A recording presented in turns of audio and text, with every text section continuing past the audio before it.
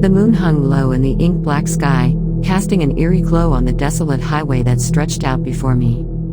I had always enjoyed long drives, but this one was different. It was a journey into the unknown. The map showed a straight road, cutting through the heart of the dense forest, leading to a remote town where an old friend was in desperate need of my help. The call had come unexpectedly, my phone lighting up with an unfamiliar number. I answered, my curiosity piqued. It was Mark, a childhood friend I hadn't spoken to in years. His voice trembled as he explained his predicament.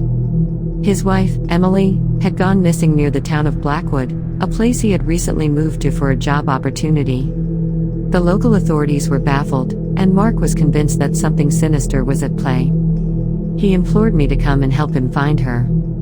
As I drove deeper into the night, I couldn't shake the feeling that I was being watched. The forest pressed in on either side of the road, looming like silent sentinels. The dense canopy of trees blocked out the moonlight, creating pockets of darkness that seemed to move and shift. I dismissed it as my imagination playing tricks on me, but a sense of unease lingered. The hours stretched on, and fatigue began to claw at me. I had been driving for what felt like an eternity, and the road showed no signs of ending. The GPS signal was weak, and my phone displayed no service in bold letters. I should have reached Blackwood by now, but there was no sign of civilization anywhere. I pulled over to the side of the road, my heart pounding in my chest. The gas gauge read half full, and I realized that I would need to refuel soon. I had been so absorbed in the drive that I hadn't noticed the gas station signs becoming few and far between. The silence was deafening as I stepped out of the car, the only sound the distant chirping of crickets. As I filled the tank, I couldn't help but glance around nervously. The feeling of being watched had intensified, and I couldn't shake the sensation that I was not alone. The gas station attendant, an elderly man with weathered skin and a far-off look in his eyes, emerged from the shadows of the building. "You're a long way from home," he said, his voice raspy. I nodded, my unease growing. "I'm headed to Blackwood," I replied. "Do you know how much farther it is?" The man's eyes seemed to pierce through me. "You don't want to go there," he muttered, his gaze fixed on the dark road ahead. "Bad things happen in those woods."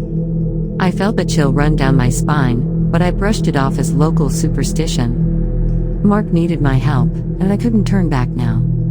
Thanking the man, I paid for the gas and continued on my way, leaving the gas station and its strange attendant behind. The road stretched on endlessly, the forest closing in around me like a suffocating shroud.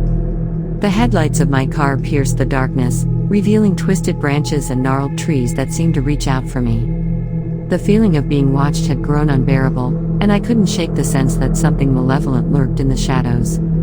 As I rounded a bend in the road, I was suddenly blinded by a blinding light that seemed to come out of nowhere. I slammed on the brakes, heart racing, and the car skidded to a stop just inches from the edge of a precipice. My hands were trembling as I peered out the windshield, trying to make sense of what had just happened.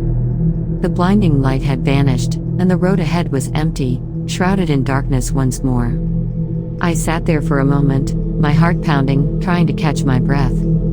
It was as if I had narrowly avoided a deadly trap, but I couldn't explain how or why. Shaken but determined to continue, I cautiously pulled away from the precipice and continued down the road. The hours passed in a blur, the forest closing in around me like a vice. The GPS was still useless, and there were no signs of civilization anywhere. Just when I thought I couldn't take it any longer, the road suddenly opened up, and I found myself driving through a small, quaint town.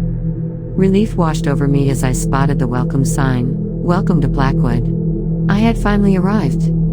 The town was eerily silent, and the buildings were shrouded in darkness. I parked the car and stepped out, the cold night air sending a shiver down my spine. I had a sinking feeling that something was very wrong in Blackwood. I approached the town's only inn, hoping to find Mark and get some answers.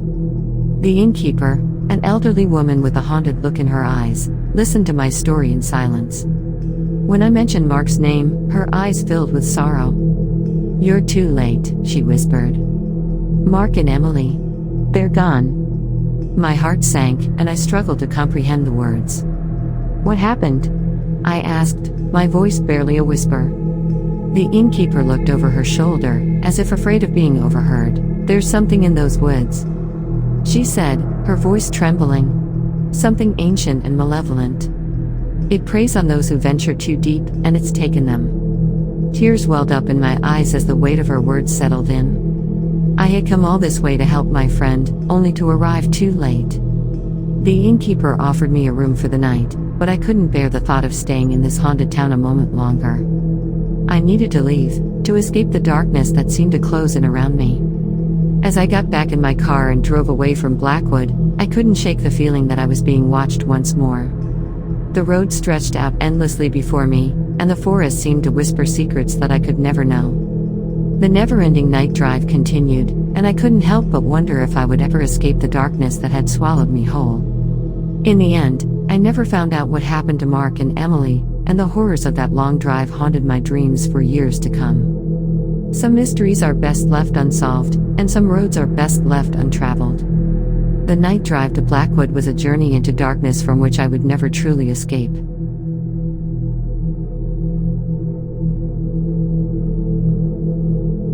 The sun dipped below the horizon, casting long shadows across the vast, desolate highway. My friends, Alex, Sarah, and I, were embarking on the road trip of a lifetime, an adventure that promised excitement, freedom, and the thrill of the open road.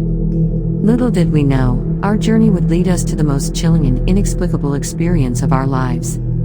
Our plan was simple: drive from our hometown to the legendary Abaddon Mansion, a decaying Victorian mansion nestled deep in the heart of a dense forest. The mansion had been abandoned for decades, rumored to be haunted by the restless souls of its former inhabitants. The prospect of exploring the eerie mansion had always fascinated us, and this road trip presented the perfect opportunity.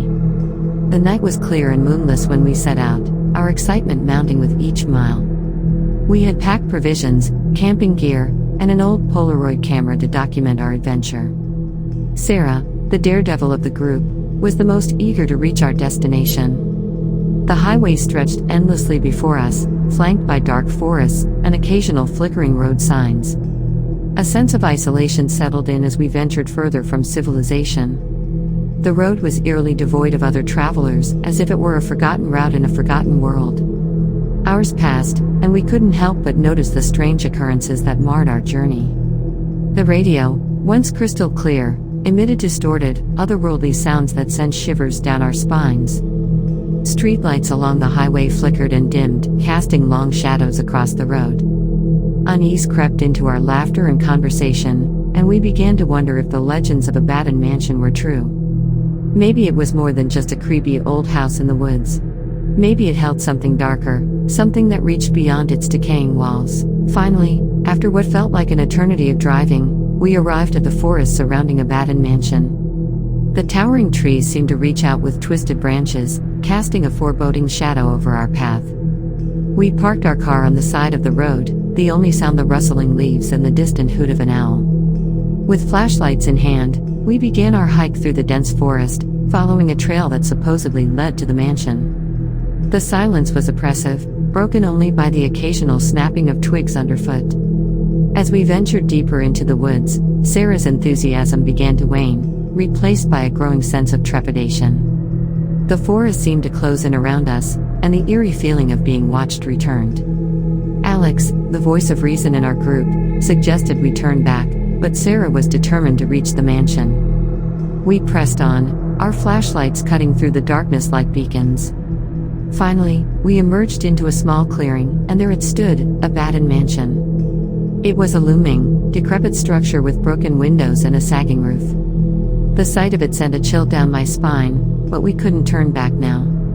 We had come this far, and we were determined to explore the infamous mansion. The air inside the mansion was thick with dust and decay, and the floorboards creaked beneath our feet as we ventured deeper into the darkness. Our flashlights illuminated faded wallpaper peeling from the walls, rotting furniture, and crumbling staircases.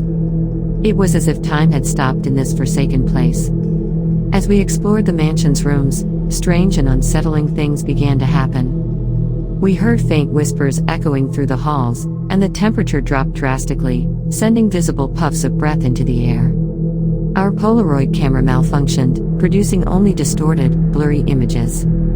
Sarah, who had initially been the most eager to explore, grew visibly shaken. She insisted that we leave, but we were all drawn deeper into the mansion's mysteries. We climbed the decaying staircase to the upper floors, where the feeling of dread only intensified.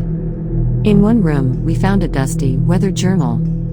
It belonged to a former inhabitant of the mansion, a man named Samuel. As we read his entries, a sense of horror washed over us. Samuel had become consumed by the mansion's malevolent presence, his writings filled with madness and despair. He spoke of voices in the walls, shadowy figures, and strange rituals performed by the mansion's previous occupants. The more we read, the more convinced we became that the mansion was indeed haunted. But it was too late to turn back now. We had to see it through to the end, to uncover the truth of abandoned mansion. As we continued our exploration, we entered the basement, where we stumbled upon a hidden chamber. It was a dark, oppressive space, adorned with strange symbols and lit by flickering candles. In the center of the room, there was a well, covered by a heavy wooden lid. The lid seemed to beckon us, and we couldn't resist the urge to open it. As we lifted the heavy cover, a foul stench wafted up from the depths below. Our flashlights revealed a deep, dark hole that seemed to go on forever. Suddenly, a bone-chilling scream echoed through the basement, and our flashlights flickered and died. Panic set in as we fumbled in the darkness, trying to find our way out. The oppressive presence in the room grew stronger, and we felt a cold, malevolent force closing in around us. In the pitch-black darkness, we heard whispered voices, the same ones we had heard in the forest. They spoke of anger and vengeance, of souls trapped in eternal torment. We realized with horror that we had unleashed something malevolent, something that hungered for our souls. With sheer terror propelling us forward, we stumbled our way out of the basement and out of abandoned mansion. We ran through the forest, the chilling whispers pursuing us until we finally reached the safety of our car. We sped away from the mansion and the cursed forest, our hearts pounding in our chests. The road trip that had begun as an adventure had become a nightmare beyond our wildest imaginings. We knew one thing for certain: abandoned mansion was not just a legend, it was a place of unimaginable darkness and evil.